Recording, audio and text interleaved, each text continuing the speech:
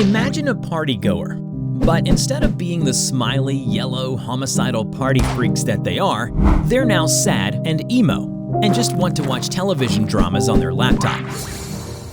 Hello everybody, I'm Stretch. Today, we'll be talking about Entity 68 from the Backrooms. Entity 68, also known as Partypoopers, were a group of peaceful entities that lived in level 52 of the Backrooms.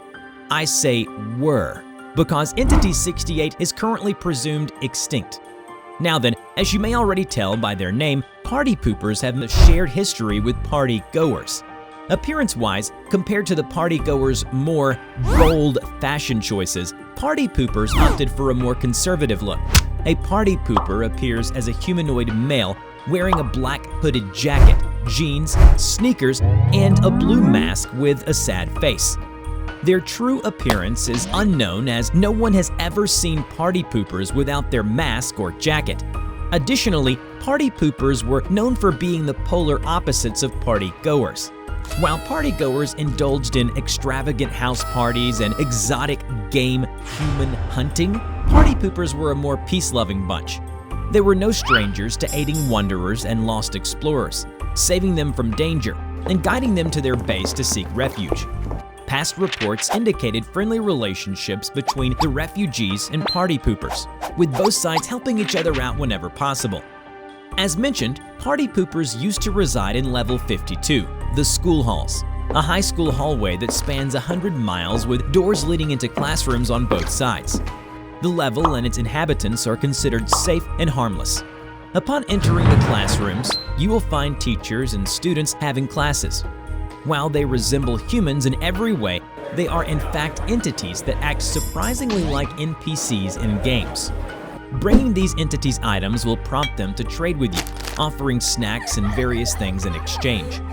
Meanwhile, causing trouble in level 52 will initiate an encounter with the principal, where he will bring you to his office and give you one of his famous lectures. Sometimes he'll threaten to call your mother.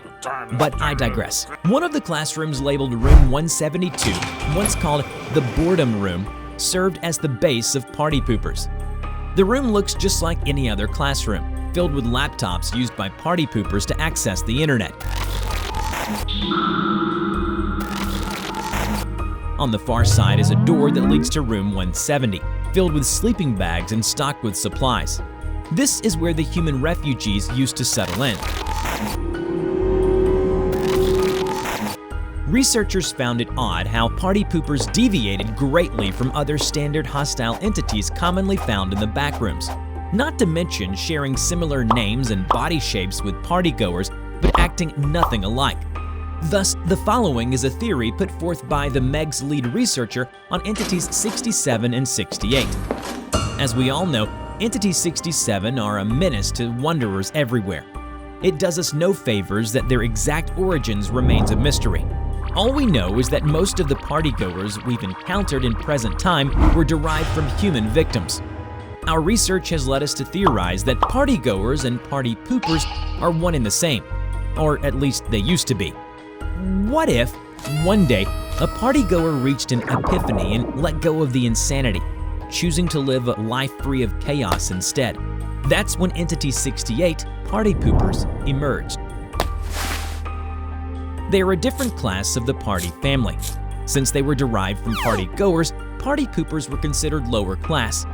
Wanting no conflict, partypoopers accepted their status and formed a treaty with partygoers. However, they were required to present offerings frequently as part of the deal. That is why if you tried to attack partypoopers in the past, they would tie you up and sacrifice you to partygoers, even though it went against their nature.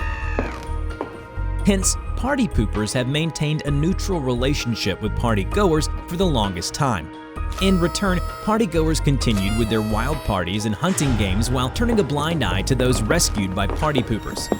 That is, until one night. The partygoers partied so hard that they had the brilliant idea of barging into the partypoopers' base while they were out, then trashing the entire place.